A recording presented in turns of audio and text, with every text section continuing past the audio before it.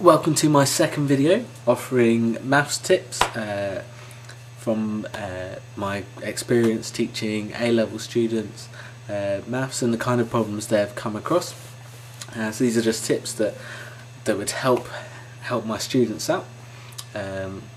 Hopefully many of whom are watching. Hello.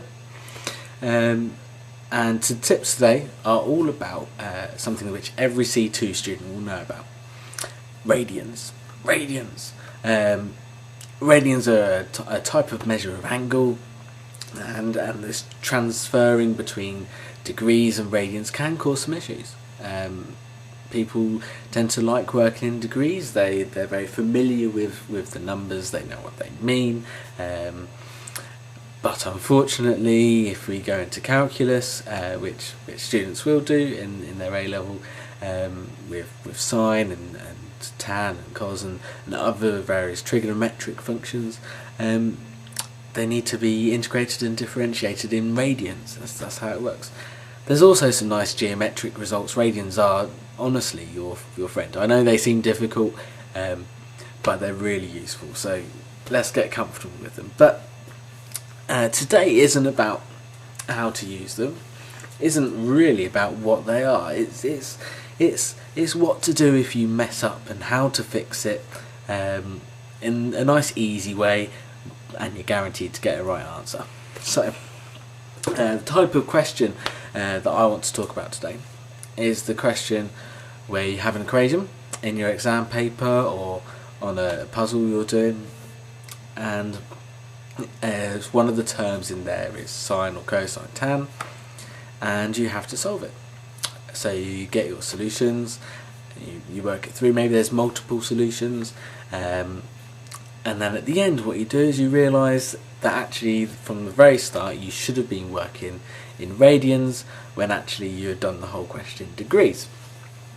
What happens, and I've seen this loads of times, is students think, can't do anything, got to go back to the beginning, start fresh, and work through it again.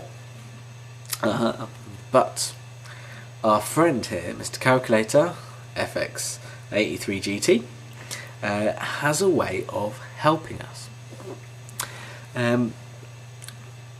Firstly, let's remind ourselves how we change and check between radians and degrees.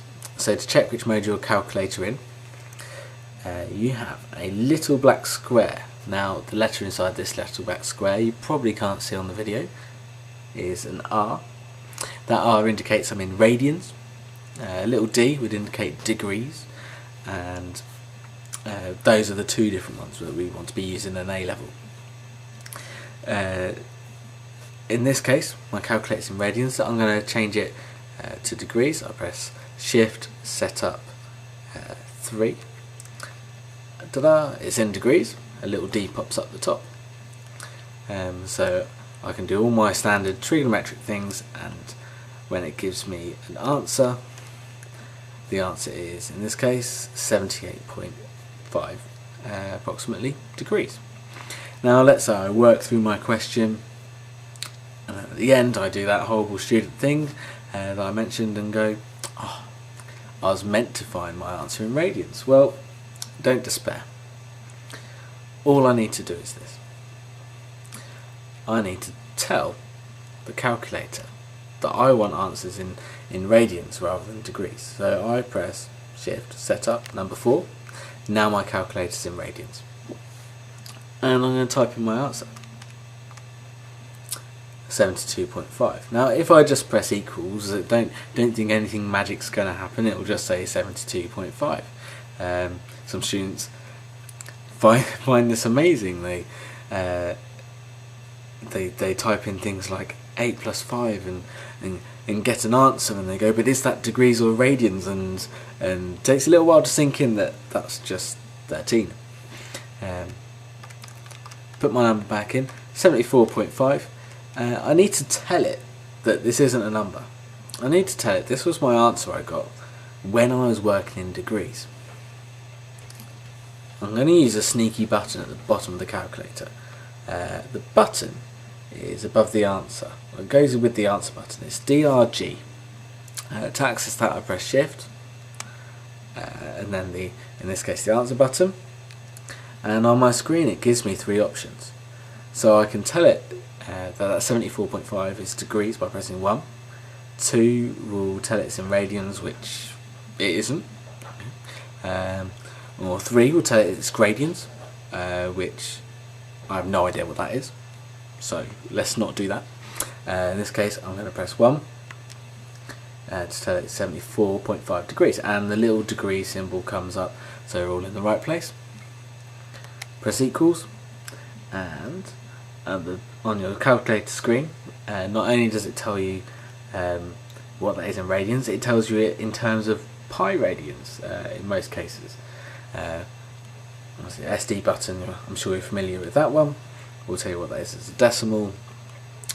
Quite often you'll find on A levels that in terms of pi answer is quite a good answer to have, and probably the one you want. Now, what about the other way around? Well, it works the same the other way around. So if I worked in radians and it turns out I want my answer in degrees, maybe I could tell that because the question says give your answers between -180 and +180.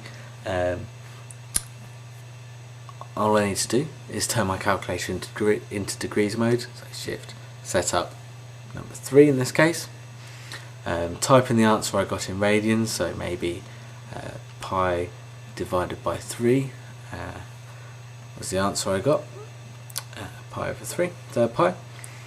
All I need to do now is tell the calculator that that answer there was actually radians rather than just a number 2, and it tells me that that was 60 degrees. So really quick way, really safe way of getting back to the answer if you worked out in the wrong units. Okay, so here's my puzzle relating to radians and degrees. Is this? In this calculator I've picked a special number and I put it into the memory of the calculator, and this number has a very special property which you're going to see in a moment.